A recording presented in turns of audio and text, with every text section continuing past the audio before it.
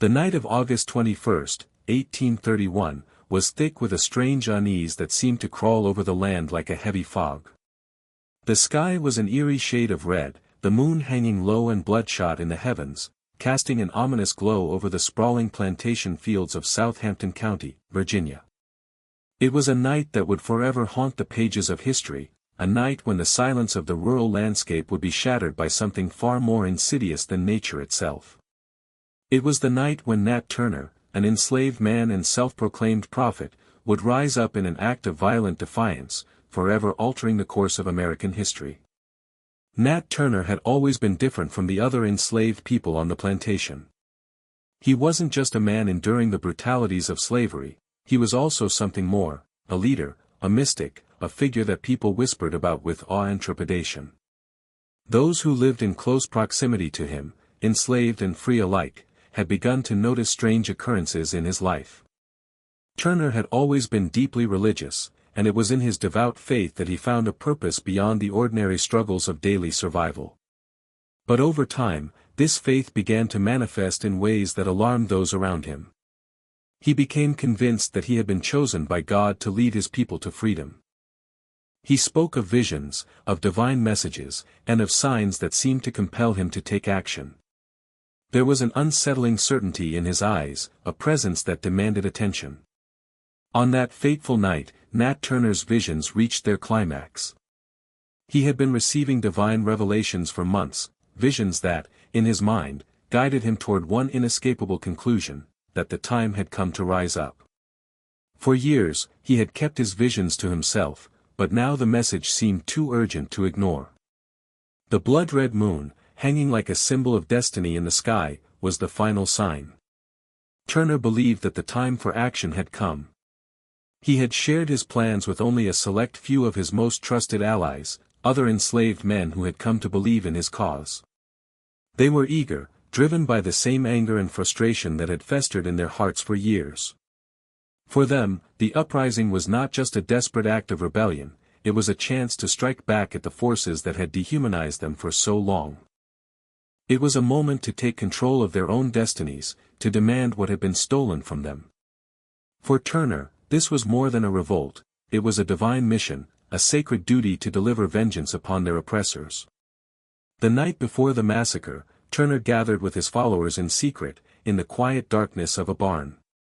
They spoke in hushed voices, a sense of anxious anticipation hanging in the air. They knew what was about to happen, but still, there was fear. Fear of failure. Fear of the violence they would soon commit. Fear of the reprisal they would face if the rebellion was not successful. But there was also a flicker of hope, the kind of hope that only comes when someone believes they are part of something greater than themselves. They were not just fighting for their own lives, they were fighting for a cause far beyond their own survival. As the night wore on, the tension in the air grew palpable. Turner's followers stood in a circle around him, waiting for him to speak. And when he did, his words were calm, but they were also filled with a power that made the air crackle with energy. He spoke of freedom, of breaking the chains that bound them, both physically and spiritually. He spoke of the blood of their oppressors staining the soil, a cleansing blood that would wash away centuries of suffering. And most importantly, he spoke of divine guidance, that they were not acting out of anger alone, but were instruments of God's will. By dawn, they had made their decision. The rebellion would begin that very night, and there would be no turning back. As the day broke, Turner's followers scattered, slipping through the dense woods of Southampton, each man heading to his designated location. The plan was simple, but brutal in its execution: strike quickly, strike hard, and strike with no mercy. The first targets were the white families living on the outskirts of the plantation. Turner had no intention of sparing anyone, the violence would be all-encompassing, aimed at wiping out the institution of slavery itself. The first attack came swiftly, without warning. In the dead of night, Turner and his followers crept through the shadows, making their way to the plantation homes. They struck with deadly precision, killing without hesitation. The air was filled with screams as the men, women, and children of the plantation were slaughtered in their beds. There was no time for pity, no room for remorse. Turner had seen the horrors of slavery up close, had felt its weight pressing down on him every single day, and now, in his mind, this was his chance to make it right. The violence was shocking, but it was also methodical. Turner and his followers worked in silence, each person knowing their role in the plan. There was no chaos, no confusion. Every movement was calculated, every action deliberate. As they moved from one house to the next, the sense of unease grew. The quiet night had been transformed into a nightmare, and the once peaceful countryside was now an unforgiving battleground. It wasn't long before the violence spread. Turner and his followers continued their bloody march through the county, leaving behind a trail of bodies and blood. The sound of screams echoed through the night as the enslaved people of Southampton rose up against their oppressors. But despite the bloodshed, Turner remained eerily calm. He believed that he was merely fulfilling a higher purpose, that he was a vessel for divine wrath. Yet, even as the violence escalated, there was an undercurrent of doubt. The more Turner pushed forward, the more he began to question the nature of his mission. Was this really God's will? Were these actions truly justified? In the deepest recesses of his mind, there was a flicker of uncertainty, a question that gnawed at him as he moved further down his path of destruction. But each time the doubt threatened to break through, he would remember the visions, the dreams that had driven him to this moment, and he would press on, convinced that the bloodshed was necessary. But as the sun began to rise, the forces of retribution were already on their way.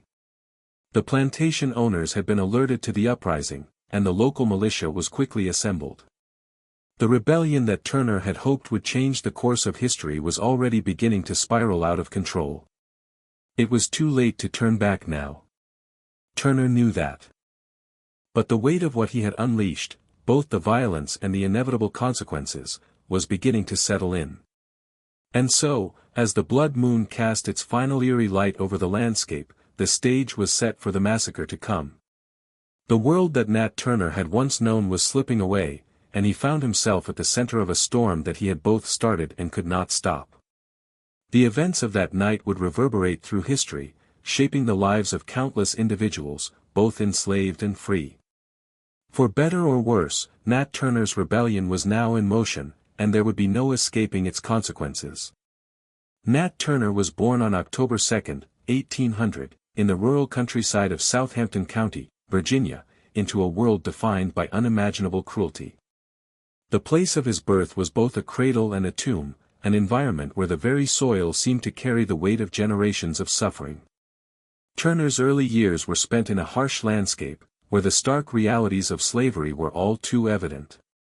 His mother, Nancy, was an enslaved woman, and his father, who was also enslaved, had been forced to abandon the family when Nat was just a child. In the absence of a stable paternal figure, his mother took on the responsibility of raising him, and she did so with a quiet determination.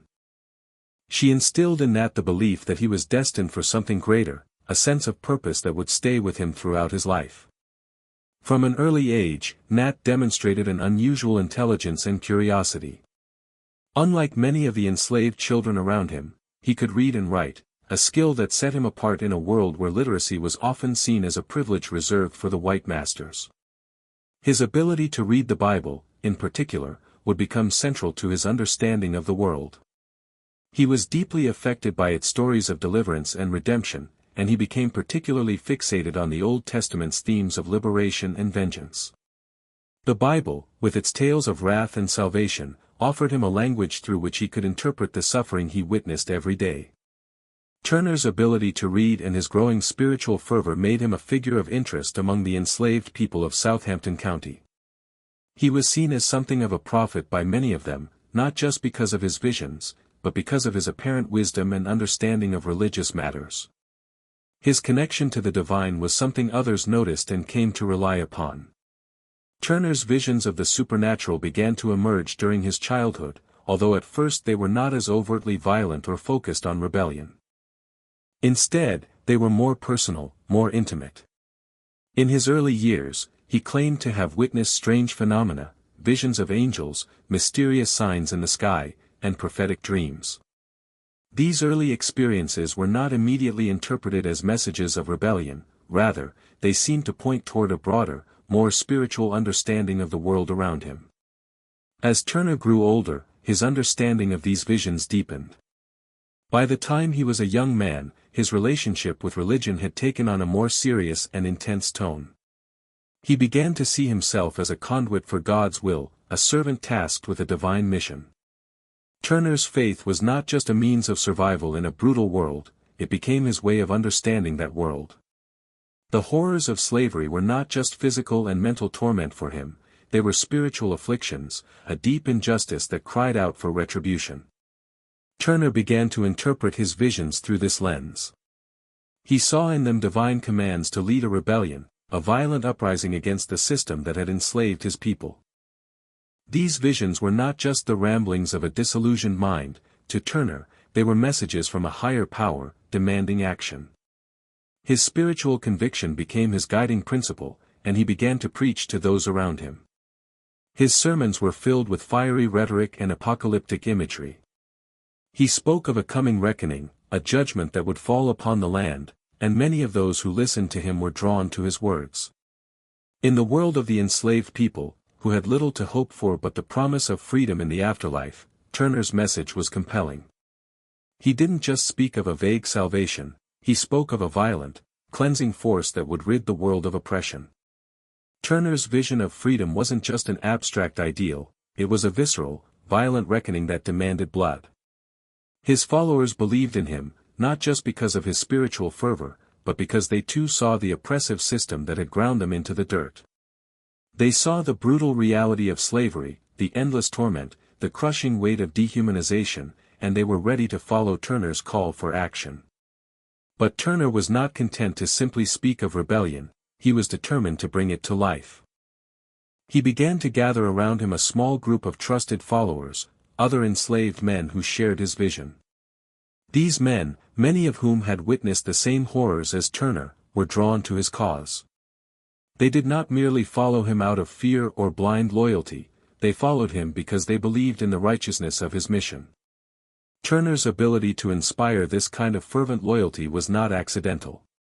He possessed an intensity of conviction that made others believe that they were part of something larger than themselves. Despite the secrecy of these meetings, word began to spread. Some of the enslaved people in the area began to hear about Turner's plans, and the whispers of rebellion started to spread. Turner was no longer just a spiritual leader, he was becoming a symbol of defiance. His message was one of radical change, but it was also one of hope, hope for a future free from the shackles of slavery. As the conspiracy began to take shape, Turner and his followers knew that they were facing impossible odds. They knew the risks, the consequences of failure, but the desire for freedom, and the belief that they were acting on divine orders, outweighed all other considerations. In the midst of all this, Turner's relationship with his master, Samuel Turner, began to change. Samuel was not a particularly cruel man compared to other slaveholders, but he was still a man who profited from the suffering of others. As Nat became more absorbed in his spiritual beliefs and the growing rebellion, his interactions with Samuel became strained. It was clear that Nat had moved beyond the role of a subjugated laborer. He was becoming a leader, a figure whose influence stretched far beyond the confines of the plantation. However, not all of Turner's visions and ideas were centered around rebellion.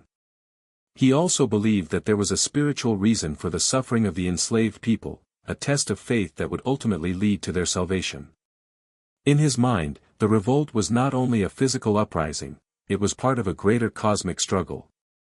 The rebellion was the instrument of divine justice, a necessary cleansing that would allow the enslaved people to be redeemed and free from the shackles of their earthly torment.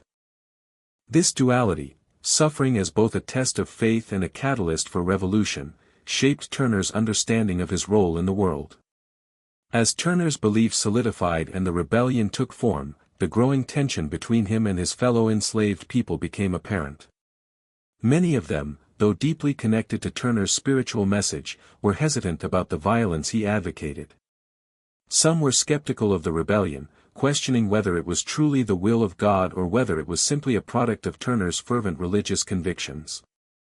But as the months passed and Turner's vision grew more vivid, the rift between Turner's followers and the rest of the enslaved community deepened. For many, the risk of violence was simply too great to ignore. But for Turner, there was no other choice. His purpose had been made clear, and he could not, in good conscience, ignore the call to action. In these formative years, Nat Turner's spiritual and psychological transformation was complete. He was no longer just an enslaved man. He had become something more, a prophet with a divine mandate, a leader of men, and a symbol of hope and defiance in a world that had tried to break his spirit. But, as with all prophets, his path would be fraught with sacrifice, and the cost of his mission would be steep.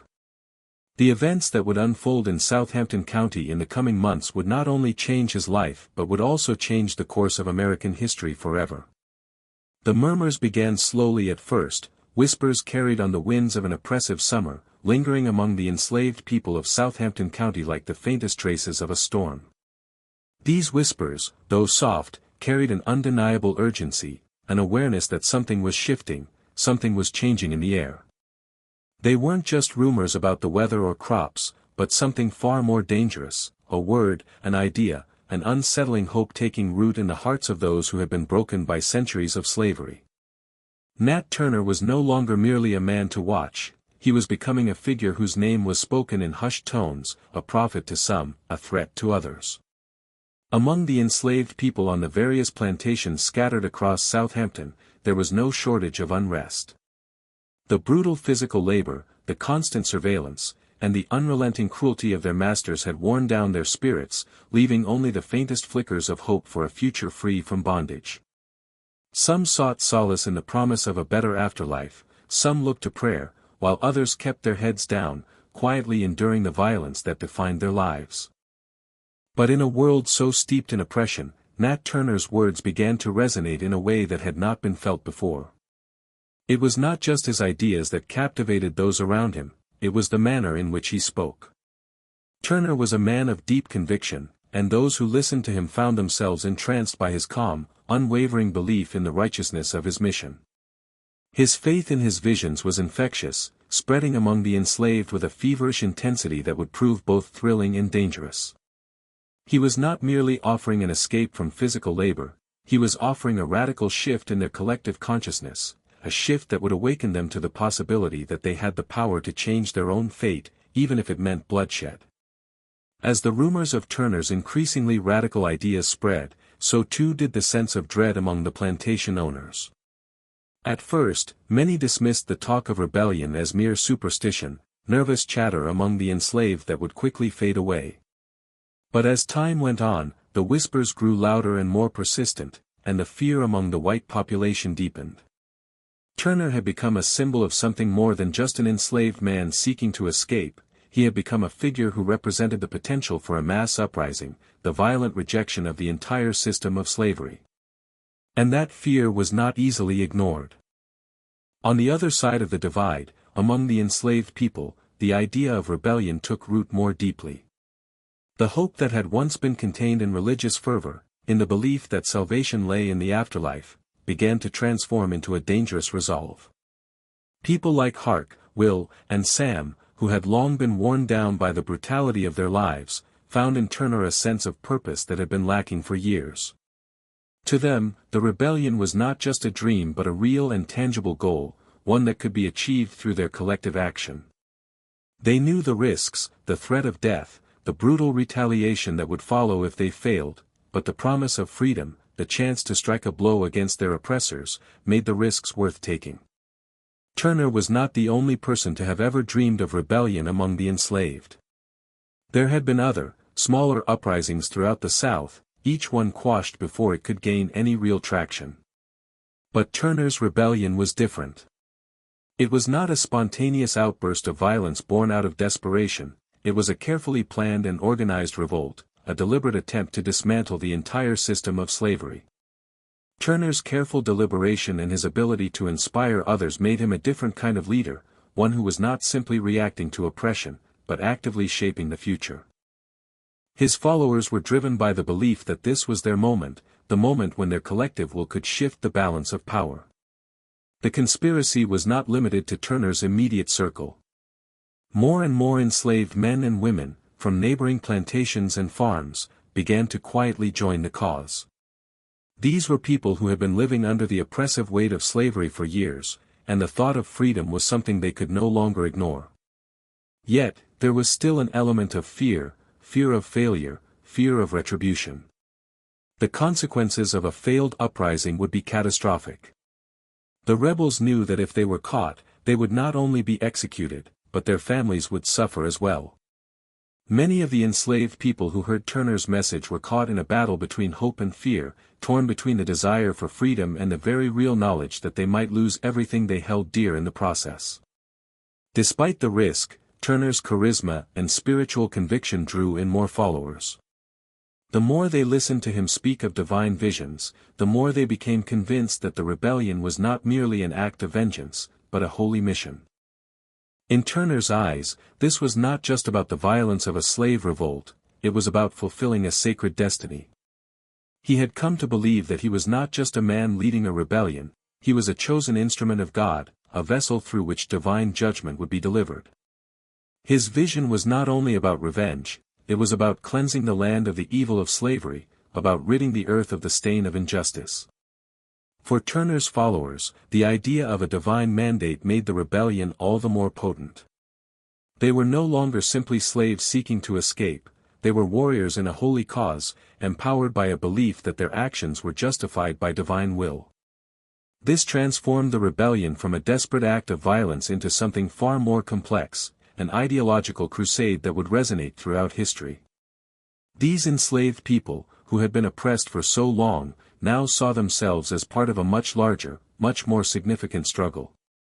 Their fight was not just for personal freedom, it was for the freedom of their children, their families, and their entire race. But as the conspiracy grew, so too did the challenges. Turner's followers knew that they had to be careful. Their plans had to remain secret, as any word of the rebellion getting out would spell disaster. There was a growing fear of betrayal. After all, many of the people who joined Turner's cause had previously been loyal to their masters. The line between loyalty and defiance was thin, and every conversation, every whisper, carried with it the possibility of being exposed. For Turner and his group of followers, the greatest challenge was not just the physical violence they were about to unleash, but the psychological toll of living with the constant fear of betrayal. As the days passed, Turner's visions continued to deepen. They became more vivid, more urgent. He felt a divine presence guiding him, urging him to act before it was too late. He knew that the time was coming, that the moment of reckoning was near. Each day seemed to bring with it a new sign, a new revelation that confirmed his belief that he was not just a man, but a prophet, chosen to lead a new generation of free people. The whispers that had started on the plantations of Southampton County grew louder and louder. Soon, those who had not yet been drawn into Turner's cause began to hear about the growing rebellion. At first, they dismissed it as just another passing fantasy, another delusion of a troubled mind. But as the days passed, and more enslaved people began to quietly gather in the fields or in the woods to discuss their plans, it became clear that something was happening, something they could no longer ignore. The tensions between Turner's followers and the broader enslaved community reached a breaking point. While many were still uncertain, others, those who had seen the brutality of slavery firsthand, found in Turner's words a rallying cry. It wasn't just about survival anymore. It was about resistance, about rejecting the system that had robbed them of their humanity. And in this fragile, tense atmosphere, Turner's revolution began to take shape. The rebellion was no longer an idea in the minds of a few men, it was becoming a reality, and soon, it would be too late to turn back. As the first whispers of Nat Turner's rebellion began to take root, they spread like wildfire across the land. What started as private conversations between a handful of enslaved men in the shadows of their plantation homes soon grew into something far more dangerous, a gathering storm. Turner's quiet sermons, which had once been confined to the secrecy of his small circle, now began to stir others, both near and far. The rebellious idea took hold among the enslaved people, each individual hearing it through the same lens, the promise of freedom, the chance to strike back, and the belief that they were acting in accordance with a divine will. Yet, with every passing day, the risk of exposure loomed larger. The more the conspiracy grew, the greater the danger became. Each meeting held in secret, every plan discussed in hushed voices, carried the specter of betrayal. Turner, who had once been a quiet figure in the eyes of his masters, was now emerging as a symbol of resistance, an unspoken leader of a movement that could no longer be ignored. The brutality of slavery and the weight of the centuries-long system of oppression had pushed the enslaved people to a breaking point. The rebellion was no longer just an abstract notion, it had become a palpable, urgent force, with the power to change everything. For Nat Turner, the stakes could not have been higher. He was no longer just an enslaved man with strange visions, he had become a symbol of defiance, a focal point of hope for those who had long lived in despair. The burden of leadership now fell heavily on his shoulders, but it was a weight he carried with the conviction of someone who believed his mission was ordained by God. The visions that had once been sporadic and personal were now constant and insistent. Each day seemed to bring new revelations, new instructions, pushing Turner toward a destiny that had been foretold in his mind's eye. His divine calling was clear, and there was no turning back. Turner had always been a man of deep faith, but as the rebellion grew closer, that faith began to take on a new and more dangerous meaning. He believed that he had been chosen by God to act as an instrument of divine retribution, a vessel through which the sins of the oppressors would be answered. In Turner's mind, this was not simply an act of revenge or violence, it was a purification, a cleansing that would rid the world of the evil that had enslaved his people. He began to speak more openly of this belief, urging his followers to see themselves as part of a higher purpose, a divine struggle that would ultimately lead to the destruction of the system of slavery itself. As the rebellion began to take shape, Turner's followers grew in number, and their commitment to the cause deepened. Each meeting, each whispered conversation, was another step toward the eventual uprising. Some, like Hark, Will, and Sam, were eager to act, driven by years of suffering and a burning desire for freedom. Others were more hesitant, unsure of the risks and the potential consequences. These were men and women who had known the dangers of disobedience all too well. The overseers, the patrols, the whippings, the chains, they were all familiar to them, and the idea of facing even greater punishment for defying their masters was a frightening prospect. Despite the doubts of some, Turner's influence over his followers remained unshaken. He had become more than just a leader, he had become a figure of almost mythic proportions, a man whose unwavering belief in his cause seemed to transcend the world around him. The more he spoke, the more people were drawn to him, compelled by his sense of purpose and his apparent connection to the divine. The rebellion, at first a small and secretive conspiracy, now began to take on a life of its own. It was no longer just about a few men, it was about a collective, a movement that stretched across the plantations of Southampton County, uniting the enslaved people in a shared cause. Turner's growing influence was not limited to just the men who joined him in planning the uprising. Word of his speeches, his visions, and his purpose began to spread. The enslaved people in other parts of the county, those who had not yet come into contact with Turner, began to hear about the rebellion. The idea of rising up, of taking control of their own fate, became an intoxicating thought. For those who had lived under the constant threat of violence and death, the idea of finally striking back was both terrifying and exhilarating. The spark of rebellion that Turner had ignited was now spreading beyond his immediate circle of followers, and it was no longer just a question of whether the rebellion would happen, but when. In the midst of all this, Turner's leadership began to take on a more strategic nature. He and his followers had to move carefully, knowing that any wrong move could lead to their undoing. The risk of discovery was high, and the consequences of failure were unimaginable. Turner, ever the careful planner, began to formulate a more concrete plan for the rebellion. He knew that they had to act quickly, before their plans were discovered. But they also had to strike when the time was right, when the conditions were most favorable for success. Every detail had to be meticulously arranged. The men had to be in place, the targets chosen, and the weapons gathered. It was a high-stakes game, and the margin for error was razor-thin. The moment of rebellion was drawing closer, but the uncertainty of it all began to weigh heavily on the minds of those involved. Fear was an ever-present companion, lurking at the edges of their thoughts. The reality of what they were about to do began to set in. This was not just a protest, it was an armed revolt, one that could cost them everything. Some began to have second thoughts, questioning whether they could truly go through with it.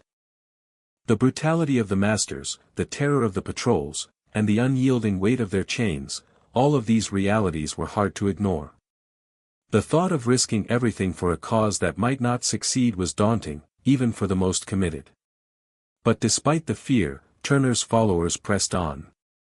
The desire for freedom, for the chance to strike back at their oppressors, was simply too powerful to ignore. And in Turner, they found a figure who gave their cause meaning, who framed their suffering in a context larger than themselves.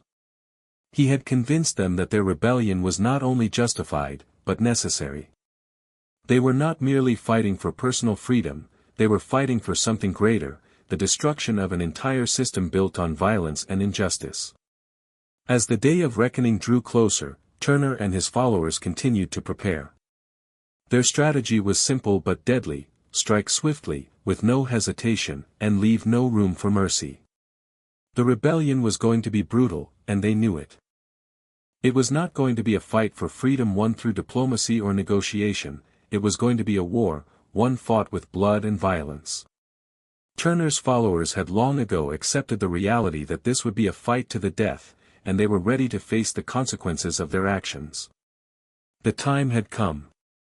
The rebellion was no longer a distant dream or a whisper in the night, it was now a living, breathing force, ready to erupt. The enslaved people of Southampton County were no longer content to wait for the promise of freedom in some distant afterlife. They had taken control of their fate, and they were willing to sacrifice everything for the chance to be free. The plan had been set in motion, and there was no turning back. The rebellion that Nat Turner had envisioned was about to become a violent reality, and the world would never be the same. The night was heavy with anticipation, thick with the kind of tension that makes the air itself seem to hum. It was August 21st, 1831, and the time had come. The rebellion that had been building for months, fueled by whispered prayers, divine visions, and simmering rage, was about to unfold in the most violent and desperate way. Nat Turner, the leader of the revolt, stood at the precipice of history, his heart filled with a strange calm, as though he had been preparing for this moment his entire life. The rebellion was no longer just a thought, a dream or a vision, it was a reality, and it was going to be a bloodbath. Turner had assembled his small group of followers, loyal men who believed in him, in his divine mandate, and in the righteousness of their cause. These were the men who had quietly met in the dark of the night, who had listened to Turner's impassioned speeches about freedom and divine judgment. Men like Hark, Will, and Sam, who had suffered the same indignities, the same brutality of slavery, and who now believed with all their hearts that they were part of something much bigger than themselves. This was not just about revenge, it was about justice. It was about ridding the land of the curse of slavery, a curse that had twisted and deformed their very existence for as long as they could remember. In the darkness of the early morning hours, Turner and his followers moved swiftly. They knew the stakes of what they were about to do. If they failed, their deaths would be swift and brutal, and the consequences would extend far beyond them. Hundreds of enslaved people would be tortured and killed as punishment, their families destroyed. They knew that, but in the eyes of Turner's followers, the chance to strike back was worth the risk. The desire for freedom, for retribution, burned so hot that it outshone the fear. The first strike came without warning. It was calculated, quick, and devastating. Turner and his group of insurgents arrived at the home of Joseph Travis, a local white plantation owner, and his family. The scene was eerily quiet as they crept toward the house, blending into the night like ghosts. There was no hesitation, no pause. The men moved swiftly, entering the house and silencing their first victims, Travis and his family. There was no mercy. The group knew that the time for kindness was long past, that if they were going to make a statement, it had to be one that was undeniable. The violence was sudden and brutal, as if to strike terror into the hearts of the whites who had long held them in chains. Turner's strategy was simple: they would strike at the heart of the slaveholding community. The bloodshed would not be random. The insurrection was not just about killing, it was about sending a message, making it clear that the enslaved people were no longer willing to submit to their oppression. Turner's followers knew that the only way to break the system was to dismantle it from the inside. They didn't just want to kill, they wanted to show the world that they were capable of rising up and taking control of their own lives. After the killing at Joseph Travis' house, the rebellion quickly spread, taking on a life of its own. The word of the insurrection spread like wildfire, and soon other enslaved people joined in the bloodshed. Plantation after plantation was attacked. In each home, the same brutal pattern unfolded. There was no mercy, no hesitation. Every house they visited, every family they encountered, met the same violent fate. The rebellion had spread like a wave of destruction, crashing over the landscape, and nothing seemed able to stop it. Yet, for all the fervor and violence of the rebellion, there was an underlying sense of chaos. As the day wore on, the small group of insurgents found themselves caught in a whirlwind they hadn't fully anticipated. The plan, so carefully crafted in the secrecy of the night, was quickly falling apart. The insurrection had grown too large, too fast, and too many people had joined in the madness. Turner's followers had once moved with purpose, but now, in the heat of the moment, the lines between soldiers and survivors began to blur. While Turner's initial strikes had been met with little resistance, the tides were beginning to change. As the killing continued, white militias began to form, determined to hunt down the rebels. They quickly organized, calling in reinforcements from surrounding areas, and began their counterattack. The initial shock of the rebellion had given the insurgents the element of surprise, but as the hours passed and the violence escalated, that advantage was starting to fade. The rebels found themselves under siege, their movements growing more erratic as they attempted to flee from the advancing militias. Turner, however, remained unshaken. He believed in the righteousness of their cause and saw no reason to back down. His faith had always been the driving force behind the rebellion, and now, even in the face of mounting danger, his belief in divine intervention remained strong. He felt as though they were on the brink of something far greater than themselves, something that would change the very fabric of American society. Despite Turner's unshakable resolve, his followers began to falter. The consequences of their actions, violent and unforgiving, were beginning to take hold. In the face of overwhelming force, some of the rebels began to waver. The reality of what they had done, the brutality they had unleashed, was sinking in. The killing, once a tool of liberation, was beginning to feel like madness. Panic set in among the insurgents, and the carefully orchestrated plan began to unravel. Some of Turner's men, overwhelmed by fear and exhaustion, began to scatter. The unity that had once bound them together started to fragment, and the insurrection began to lose its focus. By midday, the rebellion had begun to stall. Turner's followers were now outnumbered and outgunned.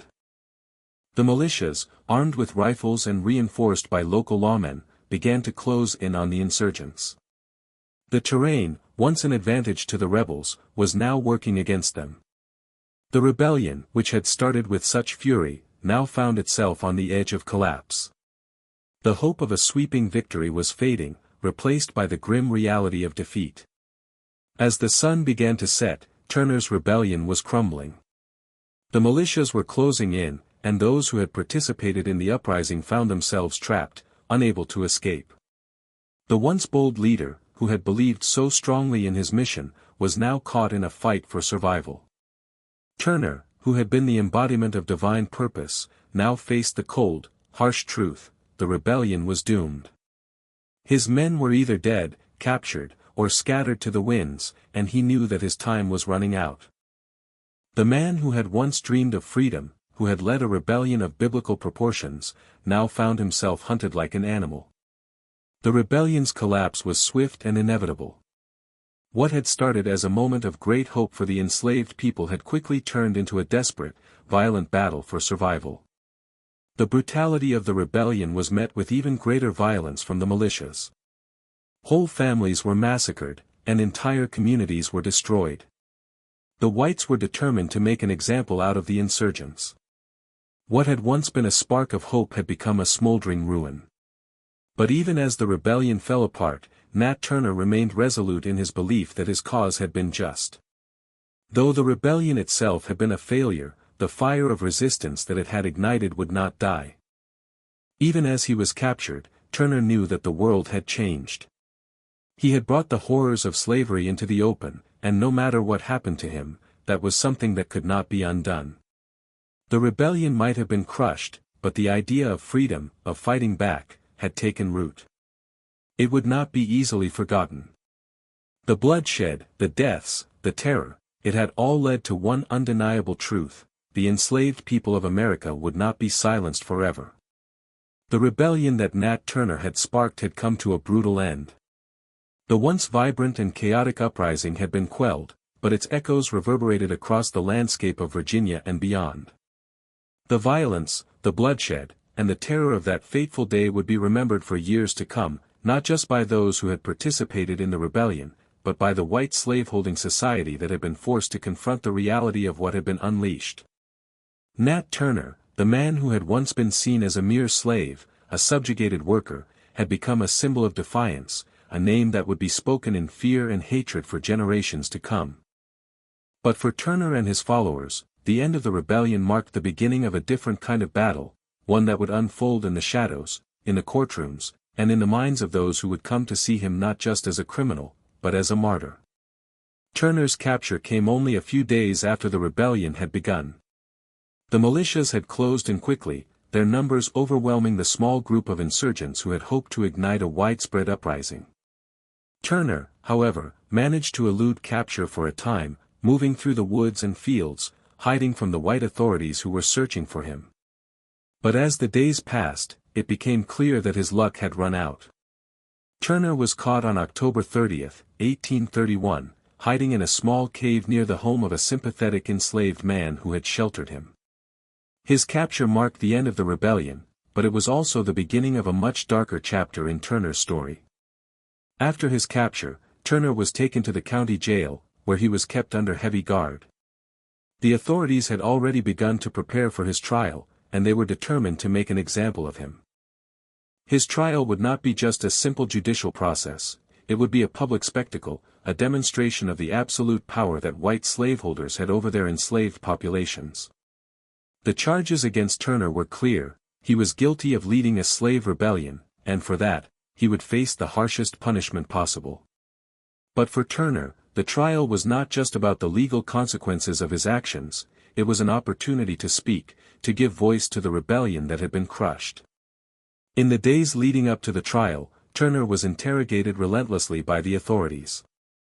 They sought to learn everything they could about the rebellion, about the people who had participated, and about the motives behind the violence. Turner, however, was unyielding in his answers. He spoke with a sense of calm and conviction, as if he had been preparing for this moment his entire life. He did not deny his role in the rebellion, nor did he apologize for it. Instead, he spoke of the divine vision that had led him to act, of the righteousness of his cause, and of the suffering that had driven him to take up arms against the system of slavery. Turner's words, recorded by those who interrogated him, would become infamous in the years to come. He described his visions of heavenly signs, of angels and divine messengers who had instructed him to rise up against the oppressors. He spoke of the wrath of God, of the blood that had been shed by the enslaved people, and of the need for retribution. Turner's testimony was not one of remorse, it was a declaration of his belief in the justice of his cause. He did not see himself as a criminal, but as a prophet, chosen to deliver divine punishment upon a sinful world. Despite the clarity of his beliefs, Turner's trial was a foregone conclusion. The jury, composed of white men who saw themselves as the defenders of a social order built on slavery, found him guilty without hesitation. The question was never whether Turner would be punished, it was only a matter of how. Turner's execution was scheduled for November 11, 1831, less than 2 weeks after his capture. The authorities hoped that his swift and brutal punishment would serve as a warning to others who might be tempted to follow in his footsteps. On the day of his execution, Turner was led to the gallows with a sense of stoic resolve. According to accounts from those who witnessed the event, he did not beg for mercy or show fear. Instead, he walked calmly, his eyes fixed forward, as if he were fulfilling a destiny that had been laid out for him long before he was born. Turner's execution was carried out in a public square, where a crowd of local white citizens had gathered to watch the spectacle. The hanging itself was brutal and swift, and Turner's body was left hanging for hours as a grim reminder of the consequences of defying the system of slavery. But while Turner's death may have satisfied the authorities, it did little to erase the memory of the rebellion. If anything, it solidified his place in history as a martyr, a man who had given his life in the fight for freedom. The news of Turner's execution spread quickly, and his name became synonymous with defiance. He had not been forgotten, nor would he ever be. His rebellion had been crushed, but the idea of resistance, the idea that the enslaved people had the power to rise up, had been planted in the hearts and minds of those who had witnessed the violence of that day. In the months and years that followed, the impact of Turner's rebellion continued to be felt, not just in Virginia, but across the South. The authorities responded to the uprising with a wave of repression, implementing harsher laws to prevent any further acts of rebellion. New restrictions were placed on the enslaved population, laws that made it even more difficult for them to assemble, to speak out, or to organize in any way. In the wake of Turner's revolt, the white slaveholding class became more paranoid, more fearful of the possibility of future uprisings. Slave patrols were increased, and the penalties for disobedience were made even more severe. But for the enslaved people, Turner's rebellion was not just a moment of violence, it was a symbol of possibility. Despite the crushing defeat, the idea of resistance lived on. Turner had shown them that it was possible to fight back, to challenge the system that had enslaved them for so long. His rebellion, while ultimately unsuccessful, had exposed the fragility of the system itself. It had demonstrated that the enslaved people were not powerless, that they were capable of organizing and fighting for their freedom, even if the cost was high. Turner's legacy also extended beyond the immediate aftermath of the rebellion. Over the years, his story would inspire countless others who saw in him not a criminal, but a hero. His name became synonymous with courage and resistance, a beacon for those who continued to struggle against the institution of slavery. Even as the South worked to bury the memory of Turner's uprising, the story of Nat Turner continued to resonate, carried in the hearts of those who dreamed of a world where freedom was not just a privilege for the few, but a right for all. The trial and execution of Nat Turner marked the end of one chapter in the long, dark history of slavery in America. But his rebellion, brief and bloody as it had been, was a powerful reminder of the untold potential of the enslaved people, a reminder that the fight for freedom could never truly be silenced. The brutality of his death only amplified the message that Turner had sought to deliver: freedom was worth any price, and the system of slavery would never remain unchallenged. In death, as in life, Nat Turner had become a symbol of the enduring spirit of resistance that would continue to burn brightly until the chains of oppression were finally broken. The aftermath of Nat Turner's rebellion left a scar across Southampton County, but the ripples of fear and trauma spread far beyond the borders of Virginia. In the days following Turner's execution, the white slaveholding class, already shaken by the insurrection, scrambled to solidify their control. The rebellion had demonstrated the terrifying potential for resistance among the enslaved people, and this realization led to a more aggressive crackdown. For the enslaved population, the repercussions were swift, brutal, and far-reaching. Yet, even in the face of overwhelming repression, Turner's insurrection would leave behind an undeniable legacy. In the immediate wake of the rebellion, the authorities moved quickly to suppress any potential sympathizers or conspirators. Dozens of enslaved people, some directly involved in the uprising, others merely suspected of having knowledge of it, were executed or sold away from their families. The local authorities' response was swift and merciless: property was property, and a rebellion, regardless of its size or outcome, was the greatest threat to the economic stability of the South. With every act of retaliation, the authorities reinforced the terrifying power of the system of slavery. The public executions were not just for justice, they were meant to remind everyone, both black and white, of the price of rebellion. Even as the authorities enacted their harsh reprisals, the white slaveholders' fear lingered. The rebellion had revealed something deep and unsettling. The enslaved people were not docile, not forever passive. They had the capacity for violence, for unity, and for resistance. This threat, real and palpable, led to further measures of control. The state of Virginia, and many others in the South, passed more draconian laws aimed at further isolating and controlling the enslaved population. Assemblies were now strictly prohibited. Education for the enslaved was outlawed. Religious gatherings were only allowed if overseen by white ministers. Any attempt to organize, even for innocuous reasons, was seen as a direct threat to the established social order. The very idea of resistance became a crime punishable by death. While these measures might have appeased the immediate fears of the ruling class, they could not erase the deeper anxiety that Turner's rebellion had instilled. For the white plantation owners, it wasn't just the bloodshed of the insurrection that terrified them, it was the realization that a more widespread uprising could occur at any moment. What had begun as an isolated event had, in many ways, broken the illusion of safety. The rebellion had shattered the narrative that slavery was an unassailable system, that the enslaved would always be kept down by brute force, fear, and the weight of centuries of oppression. Turner's insurrection exposed the chasm between the public image of a compliant, passive enslaved population and the more dangerous, hidden reality of their frustration, their anger, and their capacity for rebellion. In the larger social context, Turner's rebellion became a tool of political and social propaganda.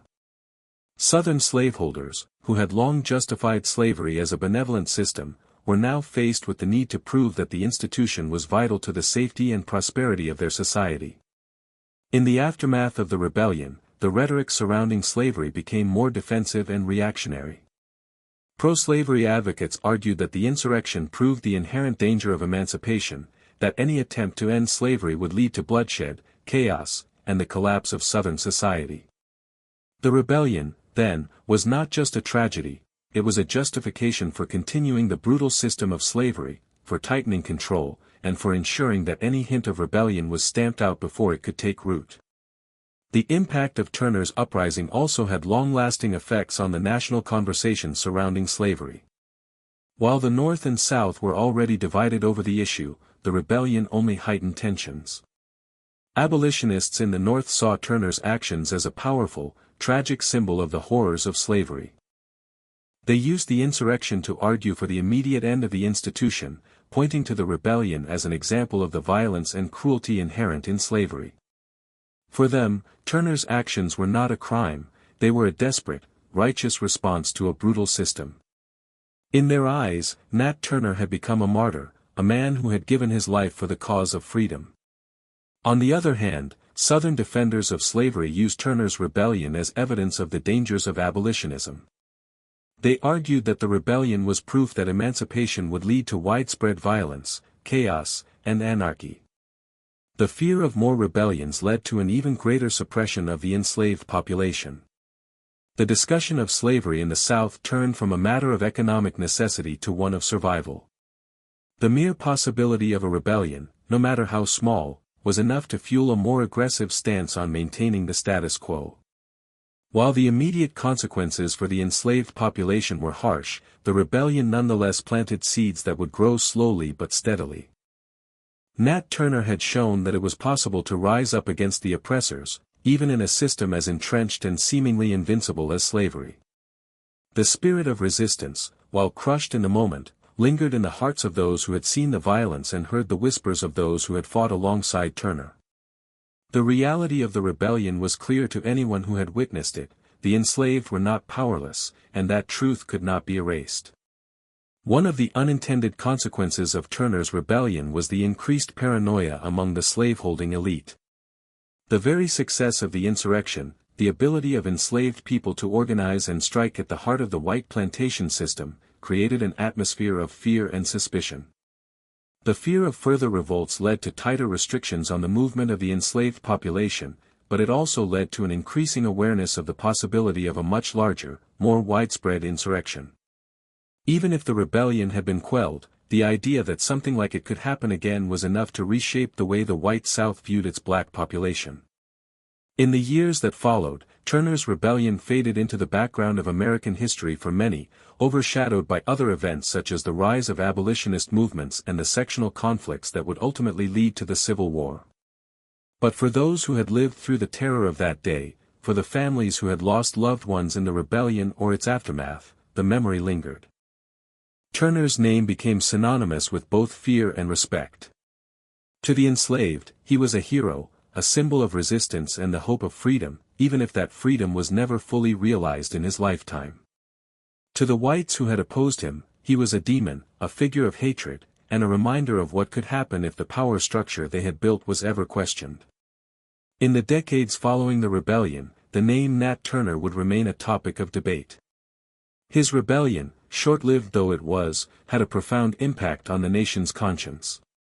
Turner had lived and died for a cause greater than himself, and his legacy would persist in the hearts of those who believed that freedom was worth any price.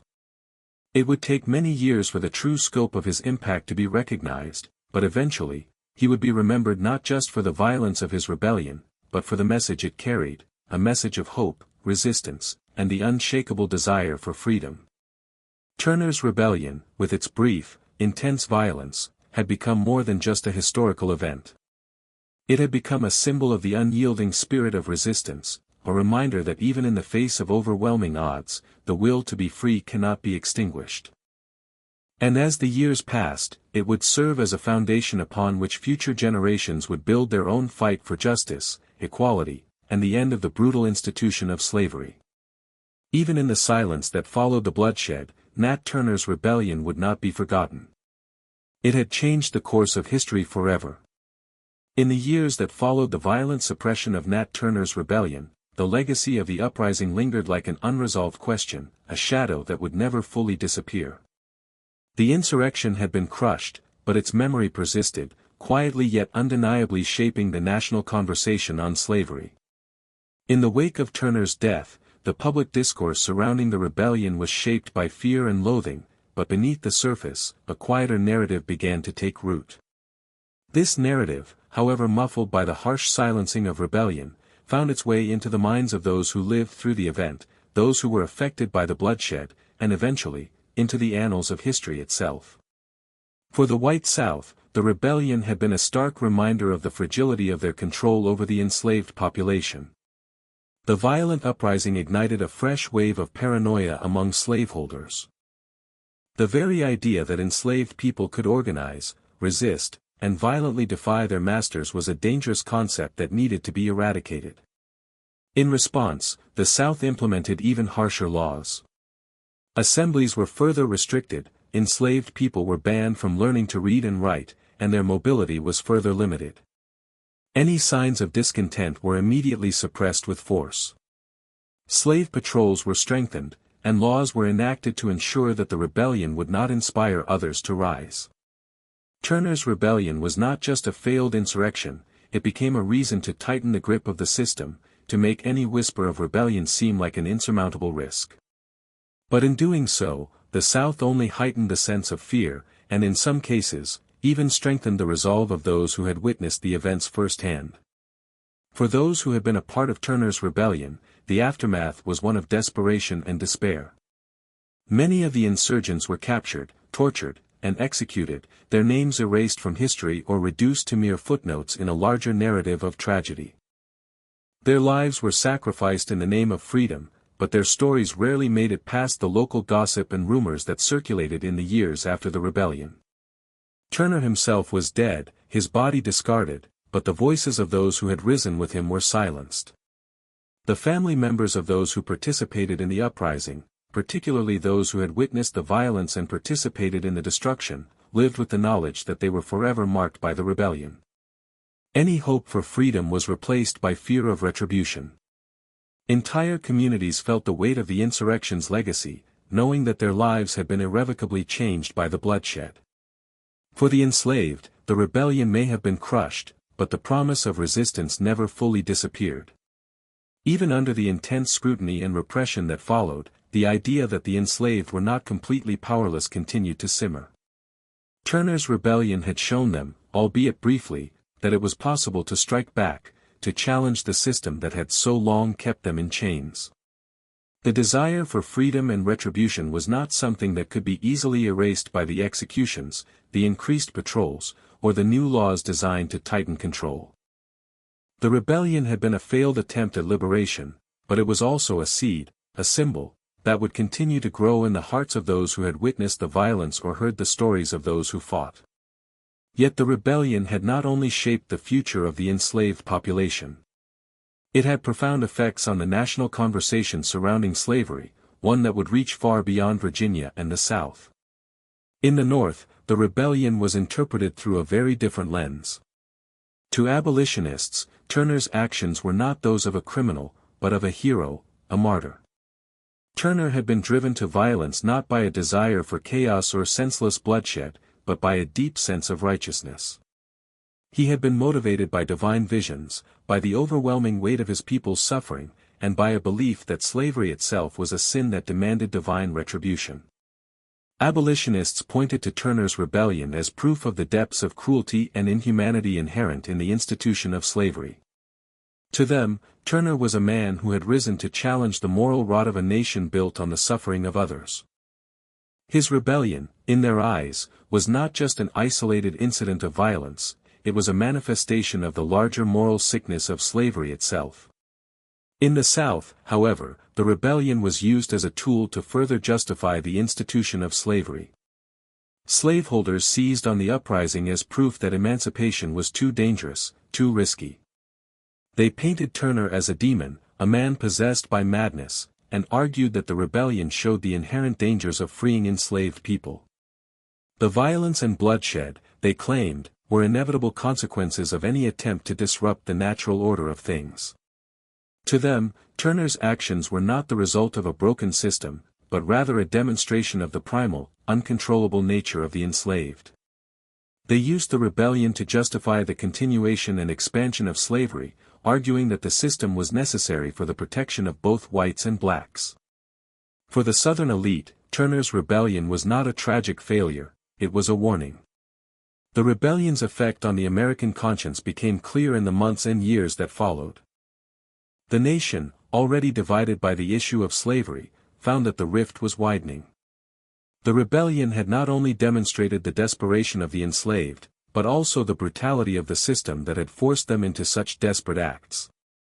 In the wake of the insurrection, both the North and the South doubled down on their respective positions. The rebellion became a rallying cry for abolitionists, who used Turner's defiance as evidence of the evils of slavery. For Southern defenders of slavery, Turner's uprising was used to fuel their argument that any attempt at emancipation would lead to chaos and destruction. As the nation spiraled closer toward civil war, the legacy of Nat Turner and his rebellion continued to shape the discourse on slavery and freedom. His name became a symbol, though not universally admired. In the North, Turner was seen as a tragic hero, a man who had fought with everything he had for the freedom of his people. In the South, he remained a symbol of terror and violence, a cautionary tale about the dangers of an enslaved population that had been pushed too far. The differing interpretations of Turner's rebellion reflected the irreconcilable divide between the two regions, a divide that would only widen as the United States approached the Civil War. For the next few decades, Turner's story would fade from the mainstream narrative, buried under the weight of other historical events. The Civil War, the Emancipation Proclamation, and the eventual abolition of slavery would overshadow the memory of the rebellion. But in the quiet corners of American history, Turner's defiance remained alive, a reminder of the cost of freedom and the lengths to which some would go to escape the chains of oppression. His rebellion, brief and brutal as it had been, was part of a larger narrative, a story of resistance, of struggle, and of the unyielding desire for freedom. Even after his death, Turner's actions continued to inspire those who sought to bring an end to the system of slavery. And so, while the memory of Nat Turner may have been obscured by time and history, the message of his rebellion, of resistance against tyranny and oppression, continue to resonate. The injustice he fought against lived on long after his execution, and his name would forever remain part of the conversation on slavery, freedom, and the American struggle for justice. Though the rebellion may have failed, the fight it represented was far from over. The hope, the spirit of defiance, would carry on, undeterred by the passage of time. The execution of Nat Turner and the immediate aftermath of his rebellion brought a wave of terror that spread across the southern United States. For the white slaveholding class, it was more than just a moment of revenge or justice, it was a crisis of their own making. The rebellion had struck at the very core of their belief in the stability of the system they had built, slavery. The uprising had peeled back the veneer of control, showing that the enslaved, those considered the lowest in society, were capable of extraordinary resistance. The system, once thought unbreakable, was suddenly perceived as fragile, a reality that instilled fear in those who profited from its existence. But while the white South worked fervently to reassert its dominance and silence the voices of rebellion, Turner's revolt had already planted a seed that would continue to shape history in ways that they could not foresee. In the months that followed Turner's death, the authorities in Virginia and throughout the South enacted swift and harsh retaliations.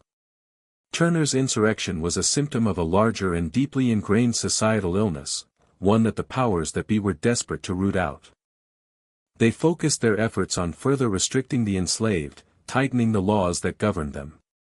Laws that prohibited the education of enslaved people were enforced even more strictly.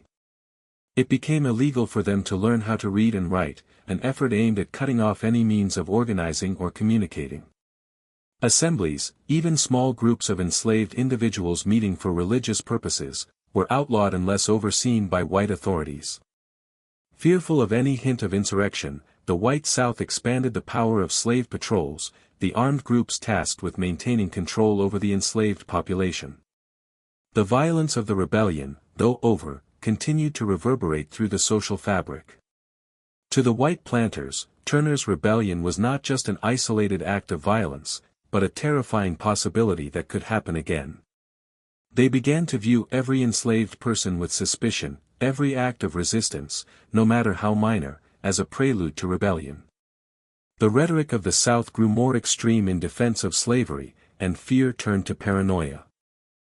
Stories of uprisings, of rebellions, and of discontented slaves began to circulate, exaggerating the threat of black rebellion. Southern newspapers published regular articles warning of the dangers of abolitionism and the potential for further revolts, while pro-slavery politicians worked to ensure that the institution remained intact at any cost. Nat Turner's rebellion, in their minds, was proof that the enslaved could not be trusted, and that any loosening of control could lead to destruction. At the same time, Turner's rebellion shifted the balance of political power between the North and South. In the North, abolitionists seized on the uprising as evidence that slavery was not just an immoral institution, but a dangerous one.